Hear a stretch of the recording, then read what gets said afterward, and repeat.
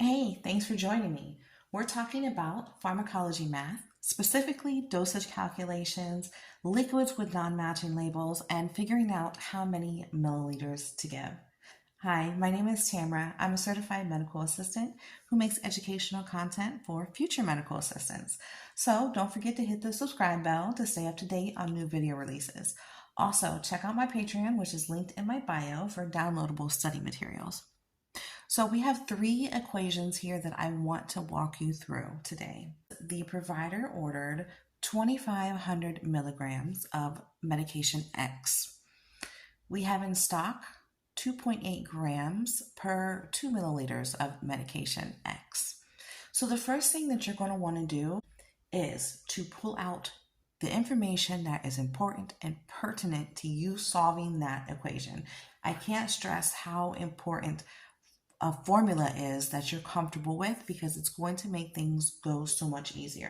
We're always going to pull out the desired dose, which is what the provider has ordered. Number two, we're going to pull out the amount we have on hand, which is what's on stock, what we have available in the office to give out. And the last and final thing is always going to be the volume. As we said, the doctor ordered 2,500 milligrams. We have 2.8 grams per 2 milliliters. So the first thing we need to realize is the milligrams and grams are not in the same unit of measurement, so we need to get that converted. Now, there is 1 gram to 1,000 milligrams. So there's 1,000 milligrams in 1 gram, okay? Keep that in your mind. Say it over and over again. There's 1,000 milligrams in 1 gram, 1,000 milligrams in 1 gram. So the first thing that we're going to do is convert our milligrams to grams. We're going to do that by taking the 2,500 and dividing it by 1,000, the 1,000 milligrams that are in the gram, okay? And that is going to give us 2.5 grams. So now, let me move this a little bit so you can see. So now that we have the same unit as measurement, okay, we're working with grams across the board here, we're going to set our equation up. It's going to look something like this. You're going to take this whole number right here, 2.8 grams over 2 milliliters. So the 2.8 grams over the 2 milliliters. And then you're going to put over here the number that we just solved for, the 2.5 grams, and X, which is the milliliters we're looking for. Okay, so we're going to go up here like so, multiplying, and then we're going to move across here like so, dividing. Okay, up and across, right over, up and across, right over. So it's going to look like 2 times 2.5 grams, which is going to equal 5. All right, 2 times the 2.5 equals 5. So we're going to take that 5 and we are going to divide it by 2.8 grams. And that will give us 1.78 milliliters. So if we were rounding up, the answer for this would be 1.8 milliliters is what we would give the patient. First, we're going to start by taking the milligrams and converting to grams.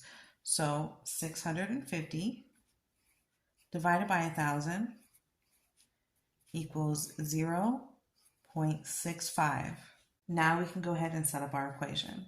So we have the 1.8 grams right here over the 3 milliliters. All right, 1.8 grams over the 3 milliliters.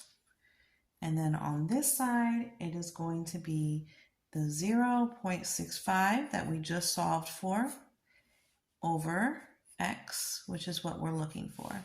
So again, we're going up here, multiplying, and then we're going over here, dividing.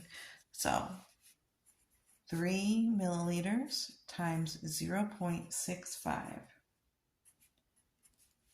And that comes out to 1.95. I am definitely not doing these calculations on the fly. I have pre-calculated them. So 1.95, and that is divided by 1.8 here. That comes out to 1.08 milliliters that we would give, but if we were rounding, of course we would round down to 1 milliliter is what would be given. Moving right into problem number 3.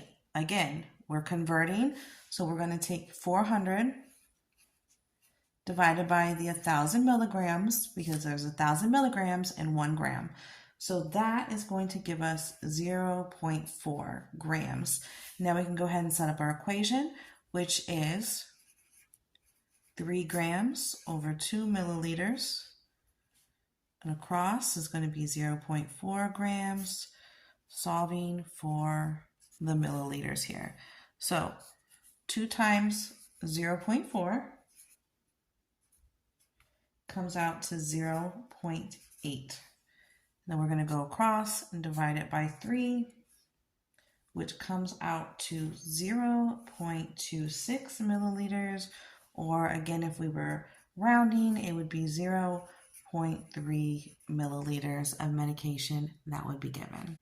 So let me know in the comments if this helped you, and if you like content like this, if there's something that you would like to see specifically, I'm all for it.